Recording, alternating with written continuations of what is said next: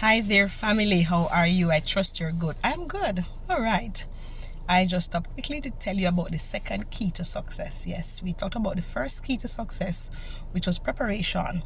We're looking at Proverbs chapter 30, 23, and following. All right. Now we're looking today at the second key to success, same Proverbs chapter 30. All right, 23 and following. All right, 23, 24, and following.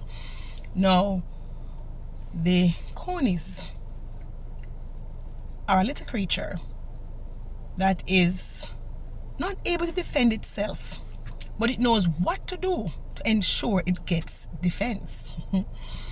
Because the conies, or we call them badgers or hyraxes, are small creatures yet very wise. The Bible says they are very, very wise. They utilize the defense systems around them to ensure that they get protection from the harmful predators, the great big animals out there that would rather consume them and destroy them because they know they are, almost defenseless. Good? But the conies know, hear what they do. They teach us what? Positioning. Yes, the conies teach us how to position ourselves in order to win in life, in order to succeed in life, in order to be able to take care of ourselves, to protect ourselves, to provide for ourselves. The conies teach us, all right, positioning. And so understand that the conies, since it is that they know that they are unable to protect themselves on their own, they build their houses in the rocks. Yes, they are very smart. Since they can't protect themselves on their own, they ensure to build their house high in the rocks so that when they see their predators, their enemies coming to destroy them, to eat them, they run into the rocks for hiding, and these big creatures cannot come into the small crevices of the rocks to get the conies. Now you see, none of us have any excuse not to succeed in life. All of us can succeed in life. Look around you and look within you to see what defense mechanism God has given us, has given you, has placed inside you for you to use to defend yourself against harmful creatures and dangers of life, the predators, the enemies that are around us. God is such a wonderful God, such a good Father, that He don't allow any one of us, His creatures, whether human beings or the four-footed or two-legged creatures out there, to be hopeless. So look to see how you need to position yourself. Maybe you need to position yourself academically. Get the necessary academics that you need to build your resume and your career portfolio so that you can position yourself for the next good job opportunity that may come your way. What about positioning yourself spiritually? Are you spiritually armored for the trials of life that will come? I won't say may come, but will come. Because to all of us will come trials and testings. But it is to those who have positioned themselves in such a way that they are able to fight the good fight of faith that will overcome. Position yourself among those who are spiritually strong, that you can draw strength from, as well as they can use their strength as a defense for you. Position yourself among those who are spiritually skillful, so you can learn skills, talents, and abilities from them too, as well as utilize their skills, talents, and abilities to protect yourself. I tell you, position yourselves because opportunities will come. And it's only for those who are ready for those opportunities and are well positioned. They are the ones who will glean. Are you with me? Who will glean those opportunities. Now, there's a group of people called the Gibeonites in the Bible.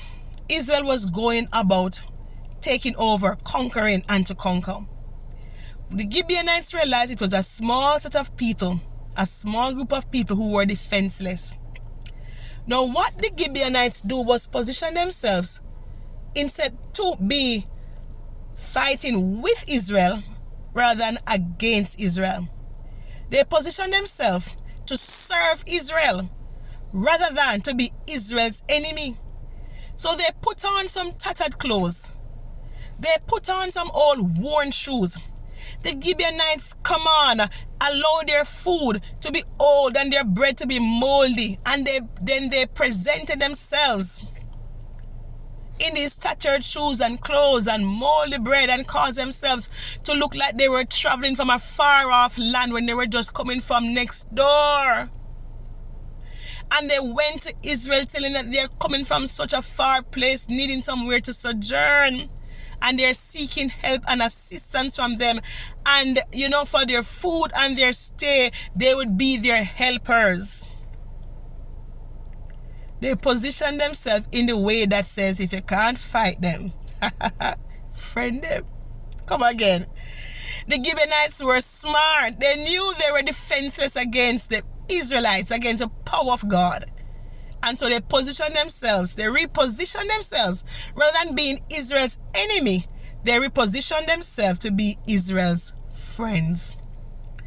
And so Joshua took in the Gibeonites. And after a few days, Joshua realized what the Gibeonites did. But it was too late, because they had already given their word to the Gibeonites that they'll protect them, they'll find shelter and refuge, food and work among them. Some of you may call it deceit, but God called it wisdom, because they didn't harm anybody. They tried to seek refuge among their enemies, which were strong, and they won that day. How are you positioning yourself for life? What about your finances? Are you positioning your finances so that when the storms of life come, you're able to stand financially strong? Are you investing? Are you saving? Are you giving? Are you tithing?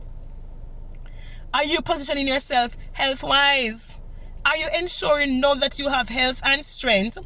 You are exercising and eating healthy and getting proper sleep.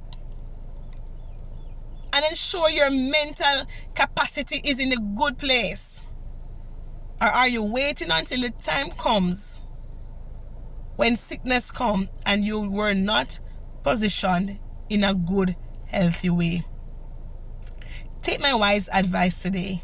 Be like the conies, yes? Be like the badgers, the hyraxes. And position yourself to ensure that you win in this life. You succeed in this life. Find your gifts, find your talents, find your abilities. Find that people group that you thrive among. For some of you to position yourself, it means you'll have to move from where you live. Change your work. Yes, some of you have to change your careers, change your workplace, because it may not be doing anything good for you. Change the place of your worship. For some of you need to change this place of worship and get to a different place of worship that, help you to find God through Jesus Christ as you should. Some of you may need to leave from your family circle and go and find your own way and create your own family. Some of you, the friends that you have, they're not doing anything good for you. You need to stand alone or find a new friendship group. It may mean you need to travel from one part of the country or state to the other, one part of the Caribbean to the next part of the Caribbean, another country altogether. But whatever you need to do, position yourself so when the opportunities of life come your way, you are able to shine, you're able to maximize on them, and you are able to smile because others were not able to position themselves or chose not to position themselves. Rather, they chose not to position themselves, though they could position themselves. Position yourself, reposition yourself as many times as you need to, so that you will succeed in life. Walk good.